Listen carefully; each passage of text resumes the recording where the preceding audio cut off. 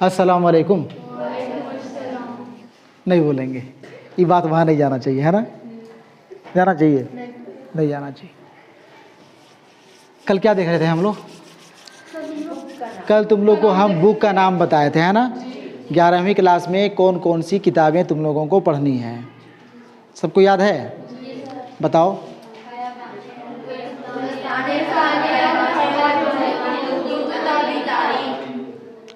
गुलिस्तान अदब, खयाबान उर्दू और उर्दू अदब की तारीख़, ये 3 किताब है ना? और तीनों का मिला जुला रूप कहाँ दिखाई पड़ेगा, कहाँ मिलेगा? गोल्डन उर्दू में, है ना? ठीक है, आज हम लोग देखेंगे गुलिस्तान अदब में। गुलिस्तान अदब में गुलिस्तान अदब से क्या क्या पढ़ना है, ठीक है ना? गुलिस्तान अदब से क्या क्या पढ़ना है, मतलब हम तुम लोग को सिलेबस बता दे रहे हैं, ठीक है ना? कि गुलिस्तान अदब में क्या पढ़ना है, खयाबान उर्दू में क्या पढ़ना है, या उर्दू अदब की तारीख़ से कौन कौन सा हिस्सा, कौन कौन सा पोर्शन पढ़ना है। सबसे पहले जो है हम इसको, है ना, बता देते हैं ताकि एक खाका जो है इलेक्टिव उर्दू का तुम लोगों के जहन में बैठ जाए कि भाई ये सब हम लोगों को साल भर के अंदर पढ़ लेना है, ठीक है? देखो, गुलिस्तान अदब 2 पार्ट में है। 2 पार्ट का मतलब हो गया कि यहाँ पे हिस्सा नस्र और हिस्सा नज़्म है। हिस्सा नस्र और हिस्सा नज़्म है। हिस्सा नज़्म को हम लोग हिस्सा शायरी भी कहते हैं, असल में हिस्सा शायरी ही कहेंगे हम लोग, है ना? क्योंकि हिस्सा शायरी में ही नज़्म जो है वो आता है। अब हम लोग पहले यह देख लें गुलिस्तान अदब से, ध्यान से देखो, लिखने का मत करो अभी तुम लोग, ठीक है? यहाँ देखो ध्यान से, गुलिस्तान अदब से हिस्सा नस्र में, हिस्सा नस्र में क्या क्या पढ़ना है।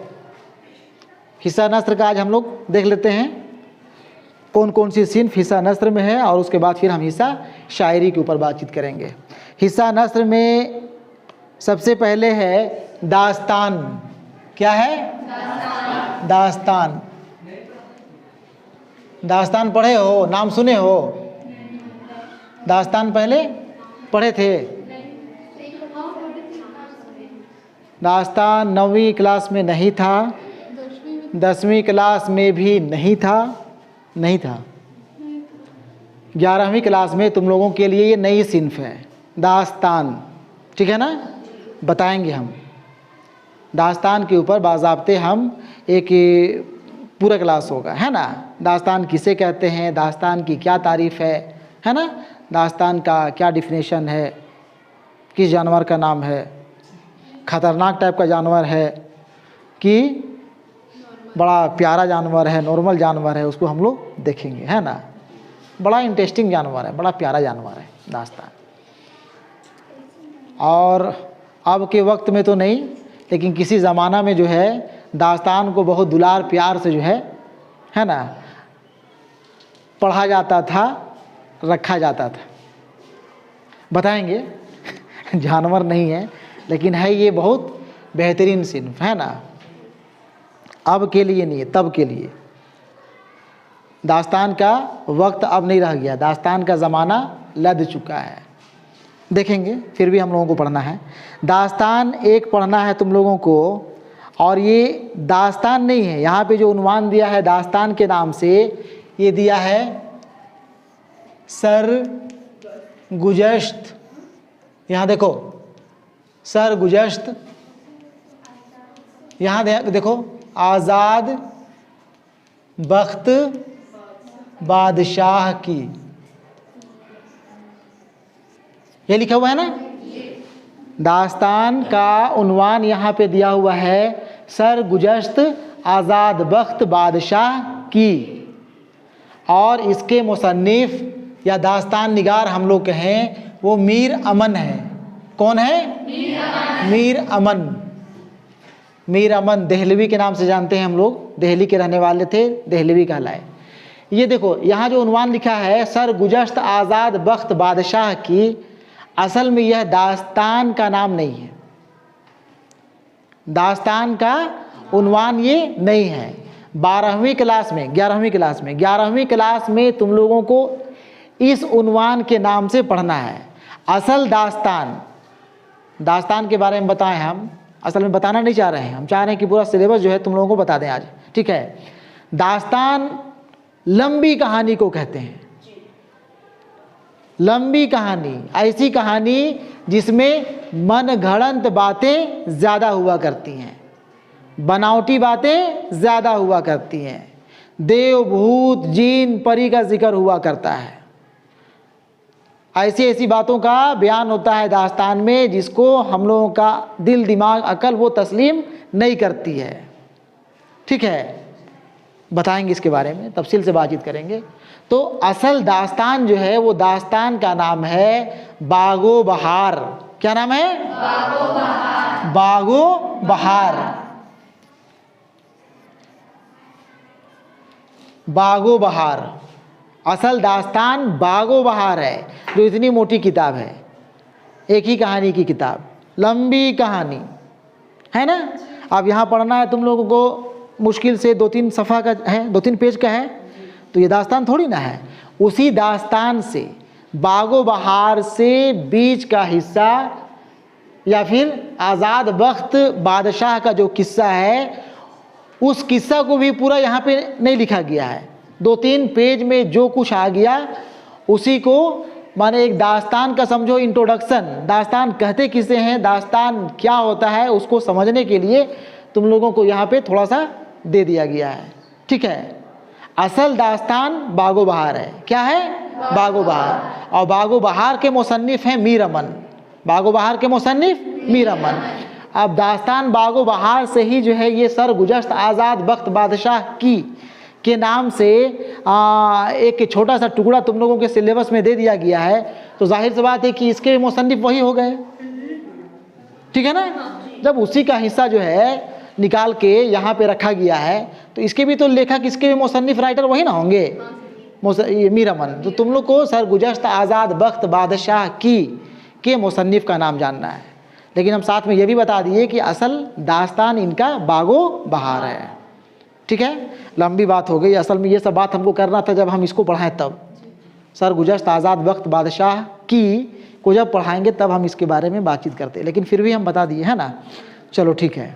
तो दास्तान सरगुजश्त आज़ाद बख्त बादशाह की मुसन्निफ कौन हो गए? मीर अमन। यह सवाल पूछे बागो बहार के मुसन्निफ कौन है? मीर अमन के दास्तान का नाम क्या है? मीर अमन का।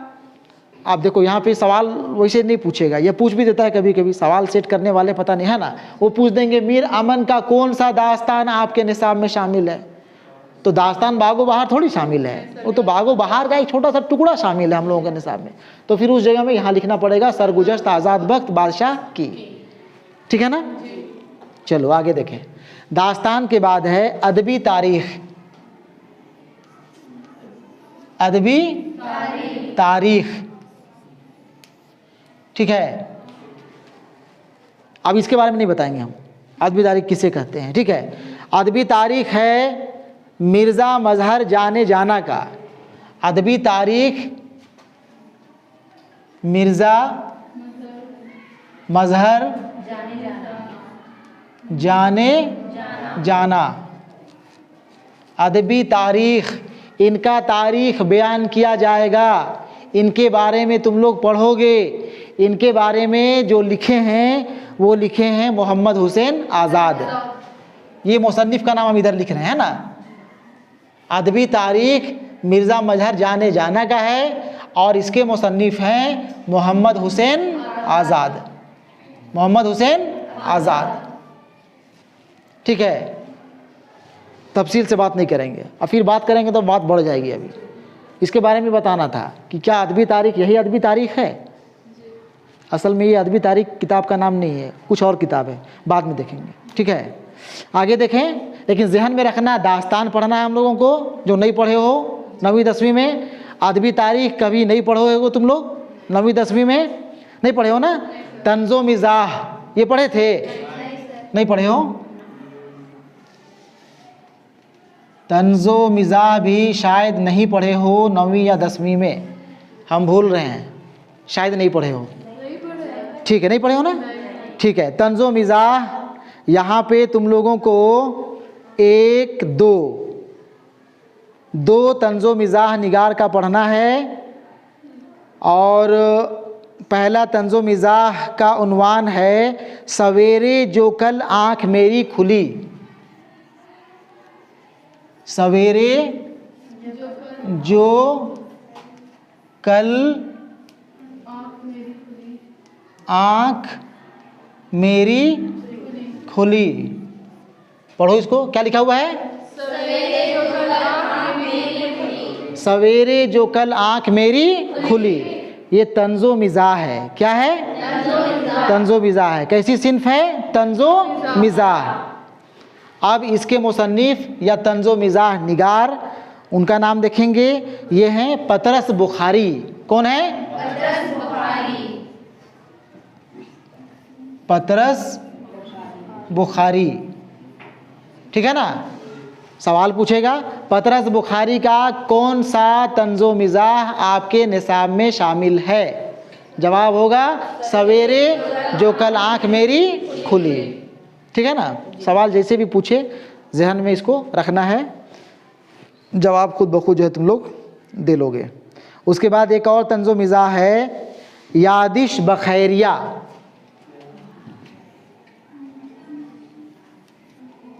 यादिश बखैरिया। यादिश बखैरिया। यादिश बखैरिया के मुसन्निफ हैं मुश्ताक अहमद यूसुफ़ी। कौन है? मुश्ताक अहमद यूसुफ़ी। मुश्ताक अहमद यूसुफ़ी।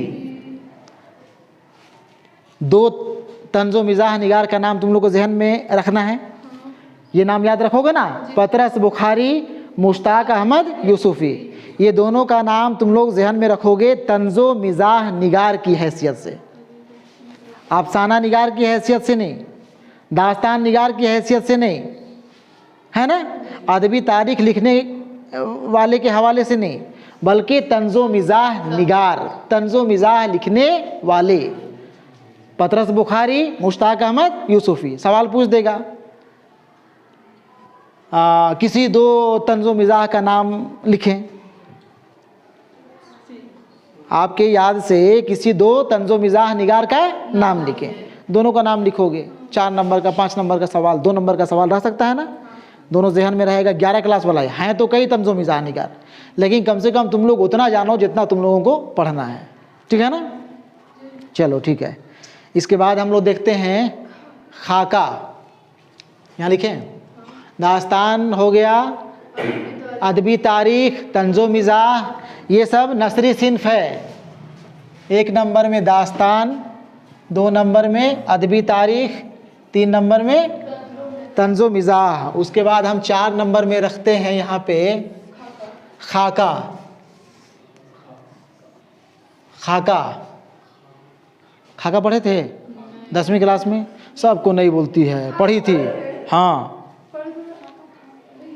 अब नहीं पढ़ी होगी वो अलग चीज़ है, क्लास नहीं हो पाया होगा, लेकिन 10वीं क्लास के सिलेबस में खाका था, है ना? खाका था। चलो ठीक है, यहाँ पे खाका पढ़ना है तुम लोगों को। सिर्फ एक मीर बाकर अली दास्तान गो। खाका का उन्वान है मीर बाकर अली दास्तान गो। मीर बाकर अली हैं, दास्तान गो, दास्तान कहने वाले, कहानी सुनाने वाले। मीर बाकर अली जो है, इनके कहानी सुनाने में कुछ ना कुछ तो दम होगा, कुछ ना कुछ तो बात होगी। कहानी कहने का, दास्तान कहने का, सुनाने का कुछ ना कुछ तो तरीका होगा, जिसको ये लेकर के काफ़ी मशहूर हुए। और क्यों कर मशहूर हुए? आखिर इनके अंदर क्या खासियत खुसूसियत थी कि इनके ऊपर लिखने के लिए, कलम उठाने के लिए शाहिद अहमद देहलवी मजबूर हो गए। कुछ ना कुछ तो बात होगी ना? तो शाहिद अहमद देहलवी जो है इनका खाका पेश कर रहे हैं। शाहिद अहमद देहलवी, शाहिद अहमद देहलवी, यानी खाका निगार हो गए शाहिद अहमद देहलवी। खाका निगार कौन हो गए? खाका निगार शाहिद अहमद देहलवी। खाका निगार, खाका पेश करने वाले, हुलिया पेश करने वाले, किसी का नाक नक्शा के बारे में जिक्र करने वाले, ठीक है ना। फिर वही हम बात नहीं करना चाह रहे हैं, खाका के बारे में हम लोग पढ़ेंगे। खाका के बारे में बाज़ाब्ते एक पूरा क्लास होगा, ठीक है ना। तो खाका निगार शाहिद अहमद देहलवी, और ये खाका पेश कर रहे हैं मीर बाकर अली का।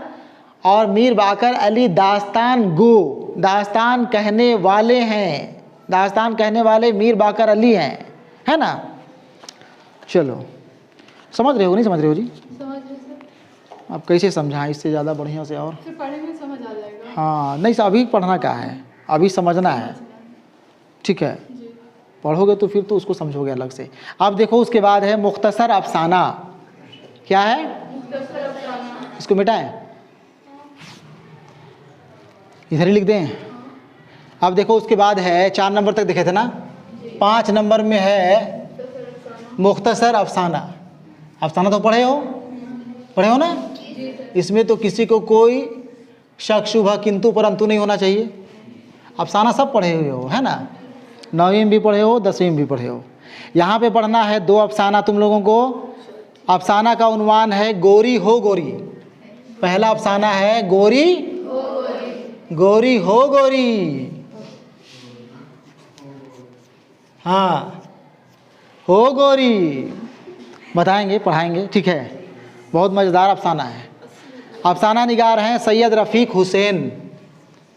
अफसाना निगार हैं सैयद रफ़ीक हुसैन, ठीक है ना। कौन है अफसाना निगार? अफसाना लिखने वाले अफसाना निगार, है ना। उसके बाद एक और अफसाना है चौथी का जोड़ा। दूसरा अफसाना है चौथी का जोड़ा, और इसके मुसन्निफ़ा कहेंगे।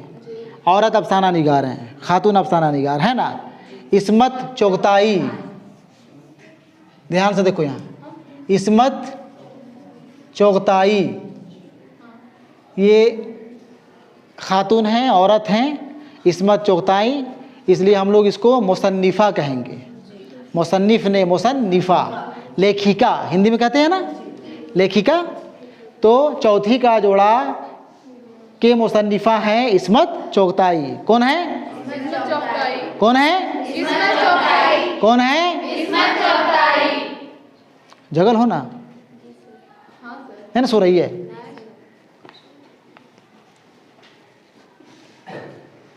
चलो आगे देखो। इसके बाद है 6 नंबर हम लोग लिख रहे हैं। नंबर यहाँ नहीं दिया हुआ है लेकिन हम लिख रहे हैं, है ना। 6 नंबर में हम लोग कहेंगे मज़मून पढ़ना है। मज़मून ऐसे हिंदी में कहते हैं हम लोग, अंग्रेजी में निबंध कहते हैं, है ना। मज़मून एक ही पढ़ना है, सर सैयद मरहूम और उर्दू लिटरेचर। सर सैयद मरहूम और उर्दू लिटरेचर। सर सैयद मरहूम और उर्दू लिटरेचर। सर सैयद अहमद ख़ान के बारे में पढ़ेंगे, पहले ही पढ़े हो ना। सर सैयद मरहूम के बारे में और उर्दू लिटरेचर, लेकिन इनके नाम के साथ जुड़ा हुआ है उर्दू लिटरेचर। सर सैयद अहमद ख़ान और उर्दू साहित्य, उर्दू अदब, उर्दू लिटरेचर। इसके मुसन्निफ़ हैं शिबली नुमानी। कौन है? शिबली नुमानी। मज़मून निगार कहेंगे हम लोग। मज़मून है तो मज़मून निगार। मज़मून निगार कौन हो गए? शिबली नुमानी, ठीक है। और आखिर में नसरी सिन्फ में ही आखिर में कहावत है। कहावत, बड़ा कहावत तुम लोग बोलते हो, बताते हो। कहावत है हमारी कहावतें, और इसके लिखने वाले हैं शानुल हक हक्की। हमारी कहावतें और कहावतें यहाँ पे सुना रहे हैं, बता रहे हैं। शानुल हक, शानुल हक हक्की, शानुल हक हक्की, शानुल हक, शानुल हक, ठीक है ना। यही तुम लोगों को गुलिस्तान अदब के हिस्सा नस्र से पढ़ना है, ठीक है ना। हिस्सा नस्र में ध्यान देना है कि 6 तरह का सिन्फ है यहाँ पे। दास्तान, अदबी तारीख, उसके बाद अदबी तारीख के बाद क्या है रे? तंज़ो मिज़ाह। लाज लग रहा है बोलने में, क्या है उसके बाद? 3 नंबर में, उसके बाद 4 नंबर तो मिटा हुआ है। क्या था 4 नंबर में, याद है? खाका। क्या था? खाका। 5 नंबर में, उसके बाद यही 7 सिन्फ, नसरी सिन्फ तुम लोगों को पढ़ना है। और इसमें फिर किसी में 2 दास्तान, 1 दास्तान, किसी में 1 अदबी तारीख, है ना। तंज़ो मिज़ाह 2, मुख्तसर अफसाना 2, मज़मून 1, कहावत 1, यही तो पढ़ना है।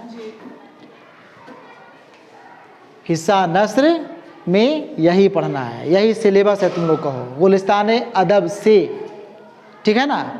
अब इसके बाद फिर हम लोग देखेंगे अलग से हिस्सा शायरी। हिस्सा शायरी में कौन कौन सी सिन्फ है, गज़ल है, नज़्म है, तो किनका किनका गज़ल पढ़ना है, कौन कौन सा गज़ल है, कौन कौन सा नज़्म है, रुबाई है, हम्द है, नात है, क्या है, देख लेंगे हम लोग बाद में, ठीक है। आज इतना ही रखें, चलो ठीक है।